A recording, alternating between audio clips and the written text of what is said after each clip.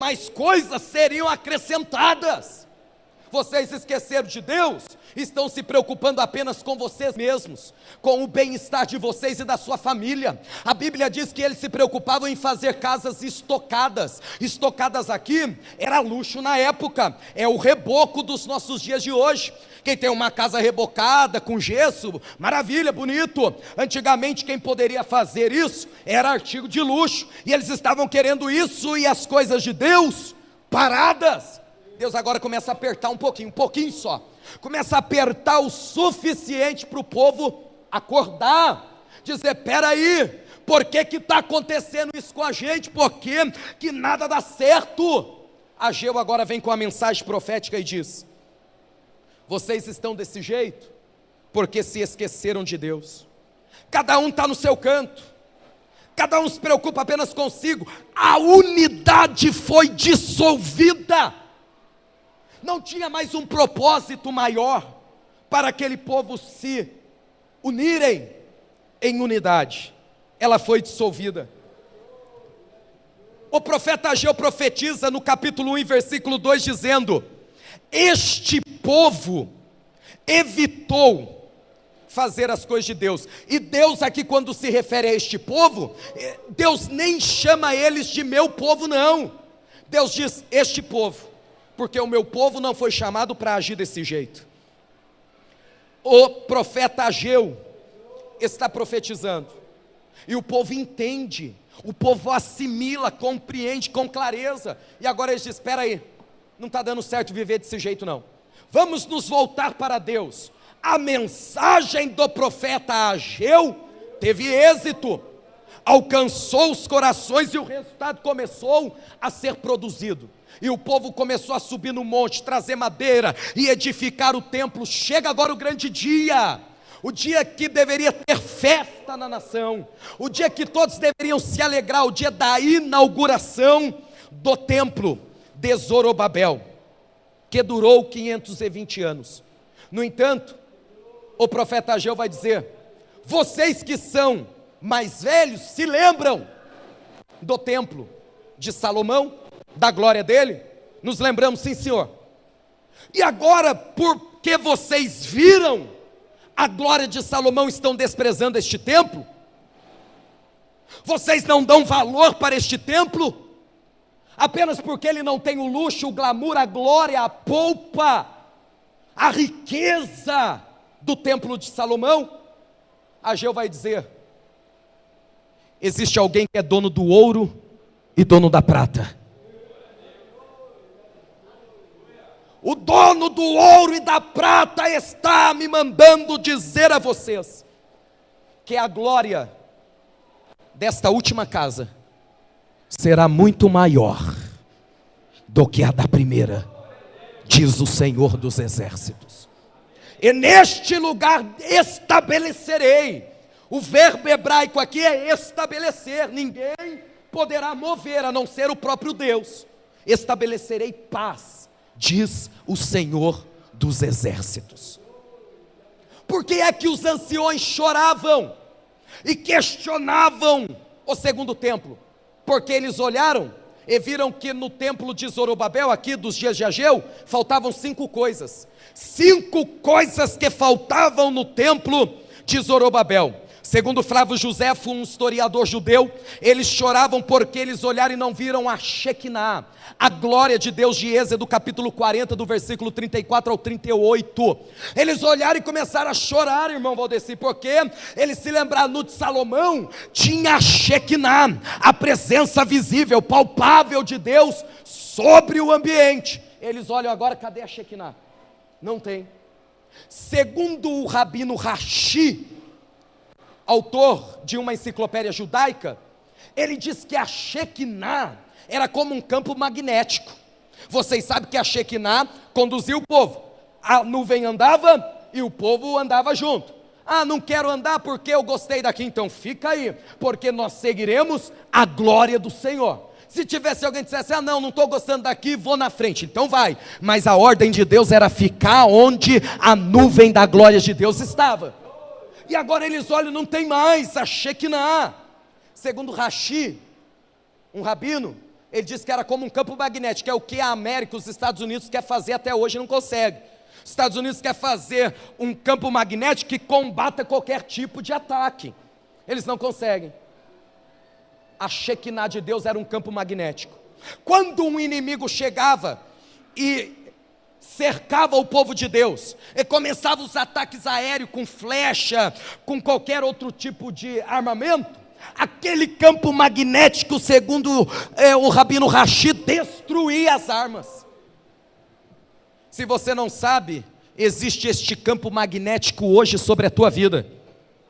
1000 cairão de um lado, 10.000 do outro, mas você não será atingido, porque existe um Deus que te guarda, que te livra e que te protege.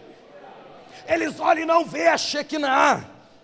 Por que os anciões choravam, Tiago? Choravam porque no templo de Salomão tinha o fogo sagrado. Levíticos capítulo 6 e versículo 6. Eles olham agora e não tem mais fogo sagrado, e começam a chorar. E alguém pergunta, por que do choro? Por que da tristeza? Porque no templo de Salomão tinha o fogo que ardia continuamente no altar. Agora não tem mais. Levíticos, digo melhor, 6 e 13. Interessante que o fogo sagrado era aceso no altar do holocausto. No altar do holocausto era feito de bronze. Naturalmente, com o fogo aceso e alimentado todos os dias às 6 horas da tarde, era para aquele bronze derreter. Yosef Akiva, um pregador conhecido, diz que também dentro do altar do holocausto tinha uma caixa de acácia, que também era para ser queimada com um fogo intenso, mas não queimava. O bronze não derretia e a caixa de acácia não se queimava. Bronze na Bíblia fala da natureza humana de Jesus. Caixa de acácia, acácia por ser uma madeira nobre, fala da natureza divina de Jesus.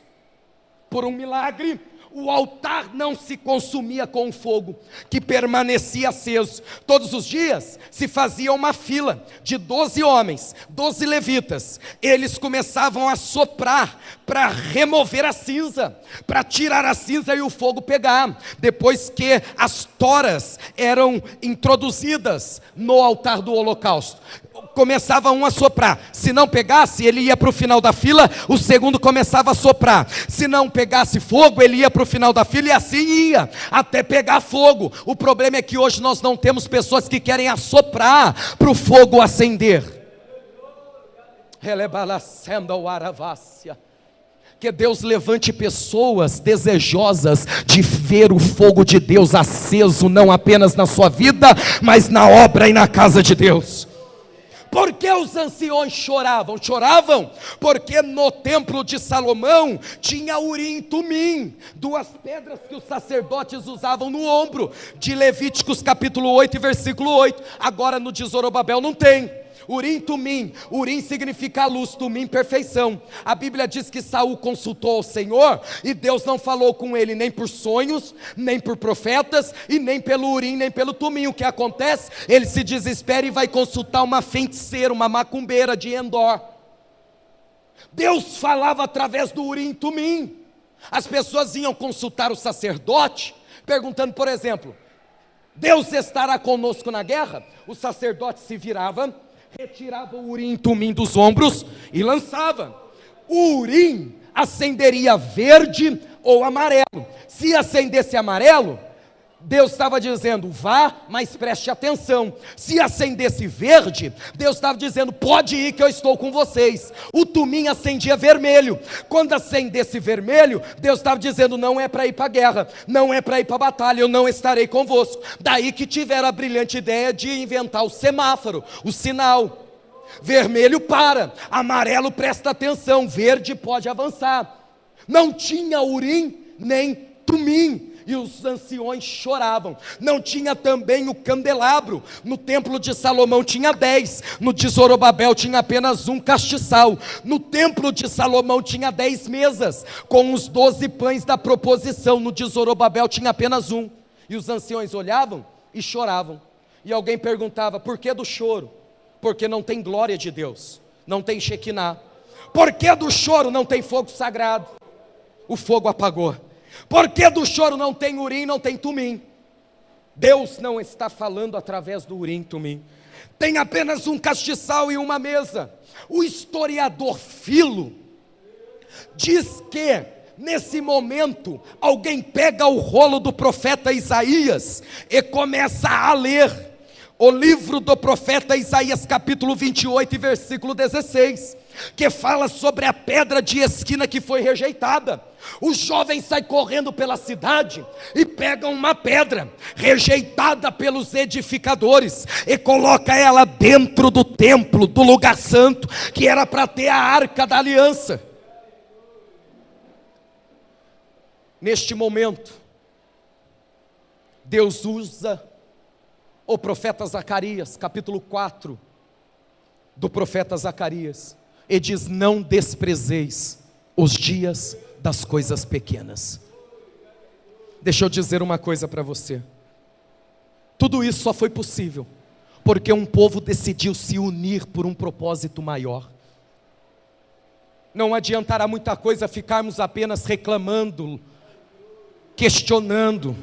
Temos que tomar a nossa posição de fé e unir as nossas forças para viver uma adoração em unidade. A partir desse momento, o povo voltou a adorar a Deus. O povo teve referência de adoração, se ajuntavam no templo, diante subordinados à voz profética de Ageu e de Zacarias, e começaram a adorar a Deus. Tudo isso por quê?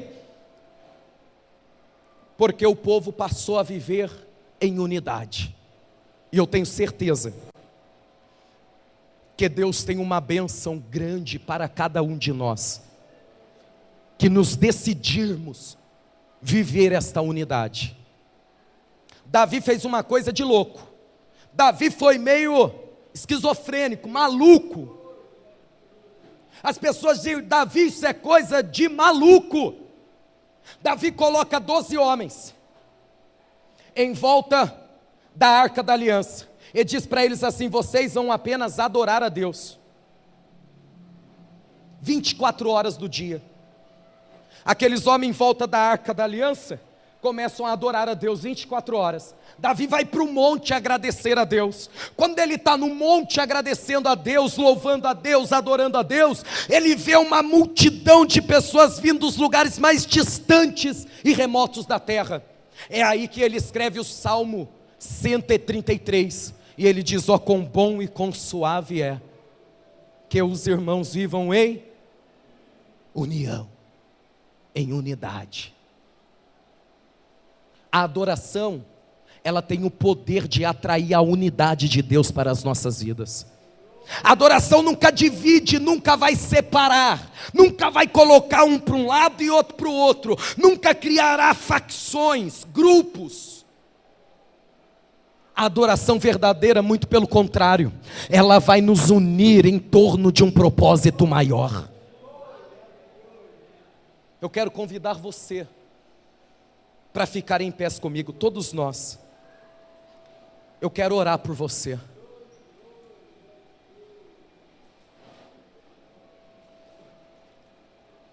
Eu vou pedir que o Espírito Santo nos ajude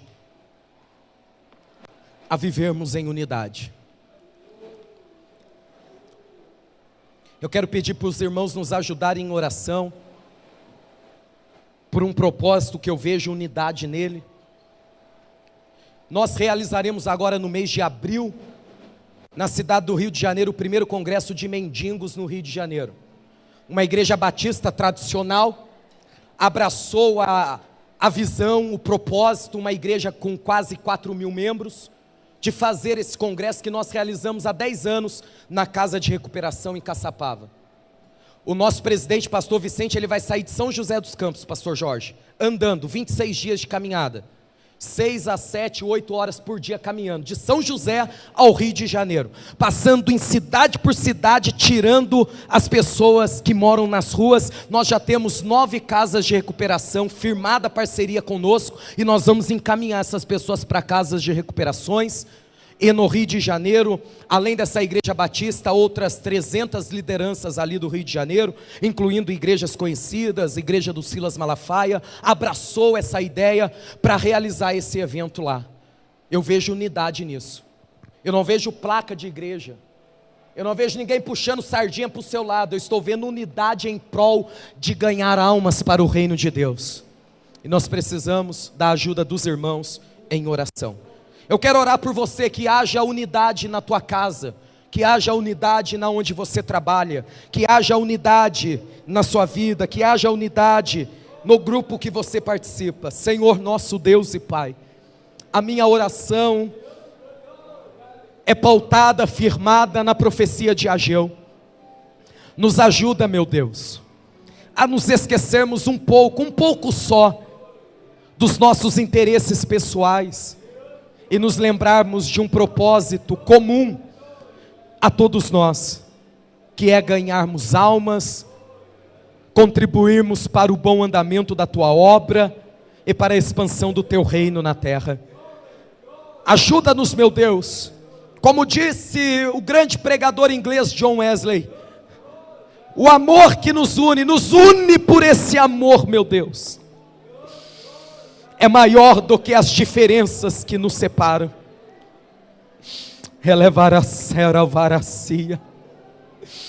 Estabelece, como tu usastes Ageu, meu Deus, um tempo de paz dentro dos lares, no meio das famílias, na empresa, no trabalho, na escola, na igreja. Ajuda-nos, meu Deus, como gerações diferentes, com pensamentos diferentes, vivendo em culturamentos diferentes, aproveitarmos o que temos de melhor, a sabedoria dos nossos anciões e a força da nossa juventude. Ajuda-nos, meu Deus, a viver a verdadeira unidade, que nos conduzirá a uma poderosa adoração, no nome de Jesus. Quem pode dizer amém?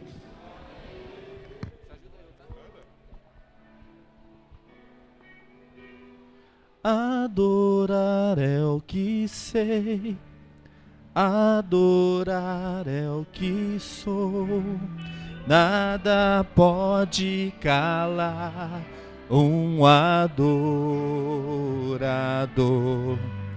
Não existem prisões que contenham a voz de quem te adora, ó Senhor.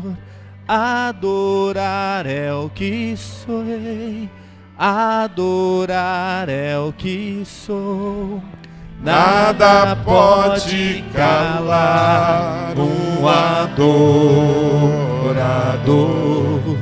Não existem prisões que contenham a voz de quem te adora, ó Senhor. Adorar é o que sei, adorar é o que sou, nada pode calar um adorador.